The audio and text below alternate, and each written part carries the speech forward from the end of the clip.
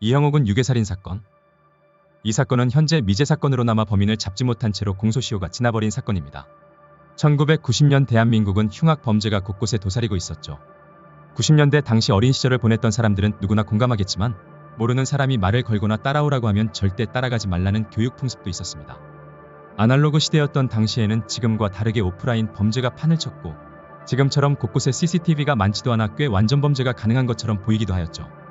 또한 은행계좌 실명제가 도입되기 전이라 차명계좌를 이용하기 수월하기도 하였습니다. 여느 때와 같이 화창한 어느 날 갑자기 사라진 한 초등학생. 그의 부모에게 금품을 요구하는 수차례의 전화들. 범인과 경찰과의 고도의 심리전. 당신의 호기심 시작합니다. 1991년 1월 29일 오후 6시경 당시 서울 압구정초등학교 3학년이었던 이형옥 군이 압구정동에 있는 현대아파트 놀이터에서 사라집니다. 사라진 장소는 정확하지 않으나 이형옥 군이 놀이터에서 그네를 타는 모습이 목격된 것이 마지막이었고 이후 행방이 묘연해지게 되죠.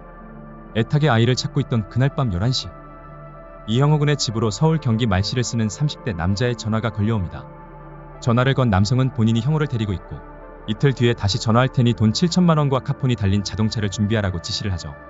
협박 전화를 처음 건 후 범인은 이형옥 군의 보호자가 경찰에 신고했는지를 확인하기 위해 다시 전화를 겁니다. 본인이 서초경찰서 형사이며 거기 있는 형사들 좀 바꿔주세요라는 말을 하면서 자신이 형사인 것처럼 연기하는 치밀함까지 보이죠. 당시 이형옥 군의 보호자는 최초 전화가 걸려온 직후 이미 경찰에 신고를 한 상태였고 집에 강남경찰서 형사가 출동한 상황이었습니다. 하지만 이 전화를 수상히 여긴 진짜 형사의 유도로 이형호의 어머니가 가정집에 무슨 형사가 있냐며 무사히 위기에 넘어가는 듯 보입니다. 그러나 범인은 이후에도 계속해서 경찰에 신고했을 경우를 대비해 치밀하게 행동하죠. 이틀 뒤인 1월 31일 범인은 이형호의 아버지 차량이었던 그랜저 승용차에 설치된 카폰으로 연락하면서 서울 시내 곳곳으로 불러내 돈을 받아내려고 합니다. 범인의 첫 번째 지시는 김포국제공항 국내선 주차장 2구역에 차를 세우고 차 열쇠를 꽂아놓은 다음 차 안에 돈을 놓고 나간 뒤 바로 600번 공항버스를 타고 집으로 돌아가라고 지시합니다. 그러나 정작 범인은 약속 장소에 나타나지 않았죠. 그날 밤 전화를 걸어 왜 이렇게 약속을 안 지키냐며 자동차 뒷좌석에 누가 타고 있었다라는 변명을 해댑니다.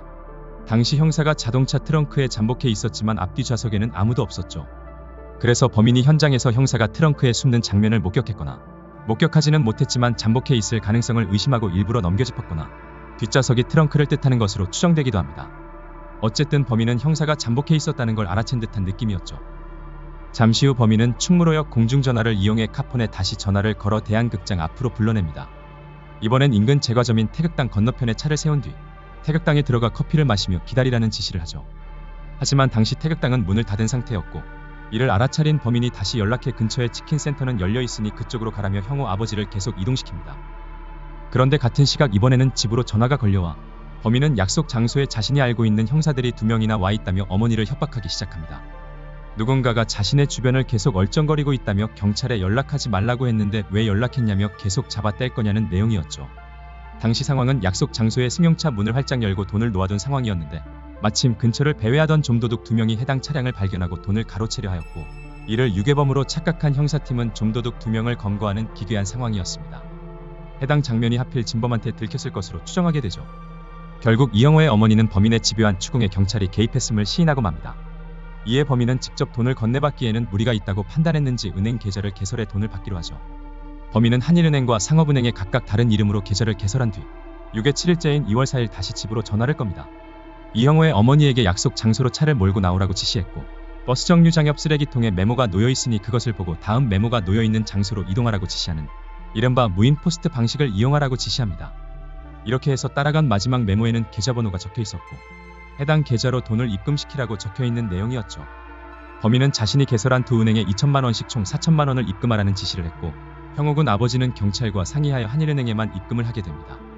그리고 한일은행 전산센터에 형사들을 파견해 인출 여부를 꼼꼼히 살피고 있었는데 정작 범인은 계좌에 돈을 인출하지 않고 뜬금없이 2월 13일 저녁에 또 협박 전화를 했고 88도로를 타고 가시다 보면 서울교라고 다리가 있는데 거기 밑에 철제 박스가 있고 메모를 돌로 눌러놨다고 합니다.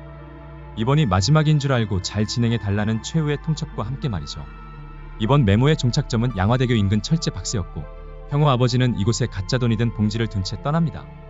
주변에는 형사들이 은밀히 잠복해 있었고 잘하면 범인을 검거할 수 있는 마지막 기회였지만 무전기로 의사소통을 하는 과정에서 형사들은 철제 박스 위치를 혼동하게 됩니다.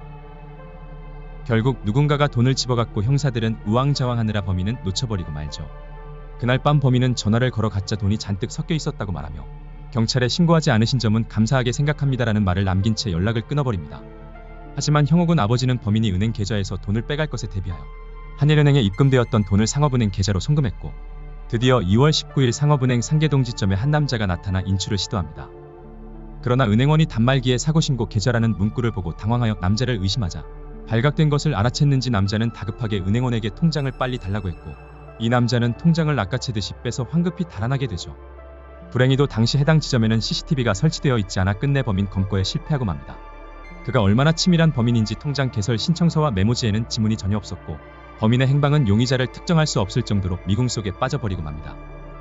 범인의 마지막 통화로부터 한 달이 지난 3월 13일 한강공원 잠실지구 인근 터널 옆 배수로에서 얼굴에 테이프가 붙어있고 손발이 결박된 상태인 어린아이의 시신이 발견됩니다. 확인 결과 시신은 유괴된 이영호 군이었고 부검 결과 사인은 질식사로 판명됐으며 이곳저곳에 폭행을 당한 흔적들이 발견되게 되죠. 또한 위에 남아있는 음식물이 실종 당일 친구네 집에서 먹은 음식인 것으로 확인되면서 사망 시점은 유괴된 직후로 추정합니다.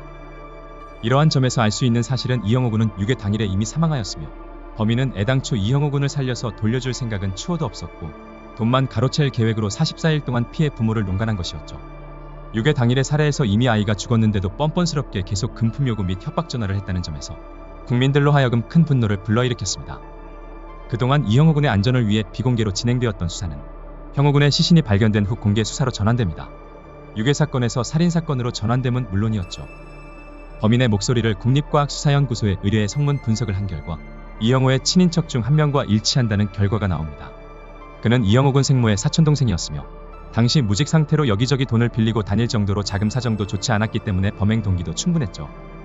또한 사리분별이 어느 정도 가능한 9살의 이영호 군을 쉽게 데려갔기에 평소 형호 군이 잘 아는 인물이 범인일 가능성이 매우 높았던 것입니다.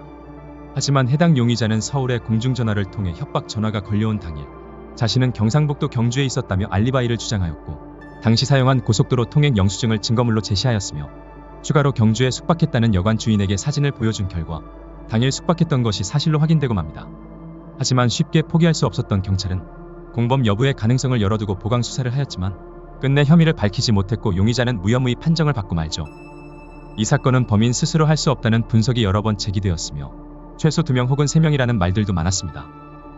결국 이 사건은 시간이 흘러 30년이 넘은 현재까지 범인을 잡지 못한 영구 미제 사건으로 남게 됩니다. 2007년에 개봉된 영화 그놈 목소리가 이 사건을 토대로 제작되어 그 시절 해당 사건이 다시 한번 수면 위로 떠오르게 되죠. 이 사건은 개구리 소년 실종살인 사건과 화성연쇄 살인 사건과 더불어 대한민국 대표 3대 미제 사건이었는데 화성연쇄 살인 사건의 진범이 밝혀지면서 개구리 소년 실종살인 사건과 함께 현재까지도 영구 미제 사건으로 남아있습니다. 오늘 이영호 군 유괴 사건은 여기까지입니다.